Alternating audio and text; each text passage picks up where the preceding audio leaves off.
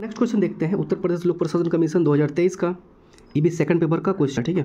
इससे पहले 3 या 4 वीडियो हम बना चुके हैं अलग अलग क्वेश्चन को, तो आप लोग देख लीजिएगा कितना इंपॉर्टेंट है, ये आपको पता चल जाएगा, ठीक है। क्वेश्चन ये है कि प्रस्तावना को ही हम लोग उपदेशिका कहते हैं, प्रस्तावना को हम लोग प्रेम्बल्स कहते हैं, है ना। प्रस्तावना को भारतीय संविधान का दर्शन क्यों कहा जाता है, इसको आप लोग देखना है। तो देखिए, दिसंबर 1946 को पंडित जवाहरलाल नेहरू द्वारा प्रस्तावित उद्देश्य प्रस्ताव ही प्रस्तावना या उपदेशिका का मार्ग प्रशस्त करता है, किया या फिर करता है, जो एक समान है, ठीक है, कोई दिक्कत नहीं है। भारतीय संविधान में प्रस्तावना का व्यापक महत्व एवं स्थान के कारण ही इसे संविधान का दर्शन कहा जाता है। अब क्यों कहा जाता है, आपको पॉइंट बाय पॉइंट लिखते चले जाना है। क्या लिखना है, संविधान के आधार स्तंभ, यानी संविधान का कुछ आधार स्तंभ है, यानी कि न्याय हो गया, स्वतंत्रता हो गया, समता हो गया, एकता, अखंडता को यह व्यापकता देता है, व्यापकता उसको विस्तारीकरण देता है ना, विस्तृत करता है उसको, है ना।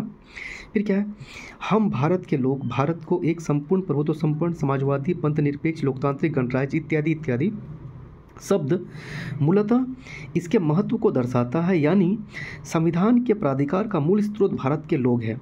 यही तो है ना, भारत का दर्शन क्यों कहा जाता है प्रस्तावना को, क्योंकि प्रस्तावना में एक वर्ड लिखा हुआ है, एक वर्ड वही लिखा हुआ है कि हम भारत के नागरिक, क्या लिखा हुआ, हम भारत के नागरिक, यानी कि we the peoples of India, यही तो दर्शन है संविधान का, ठीक है। फिर क्या है, प्रस्तावना के उदात्त व प्रस्तावना के उदात्त व गरिमापूर्ण शब्द जैसे बंधुता, धर्मनिरपेक्ष, समता समूचे संविधान की रूपरेखा, सारांश, दर्शन, आत्मा की व्याख्या करता है, इसलिए भी उसको दर्शन कहा जाता है। प्रस्तावना में उन महान अधिकारों व स्वतंत्रताओं की घोषणा है जिन्हें भारत के लोगों ने सभी नागरिकों के लिए सुनिश्चित करने हेतु इच्छा की थी। देखिए, बहुत इंपॉर्टेंट वर्ड है, ठीक है।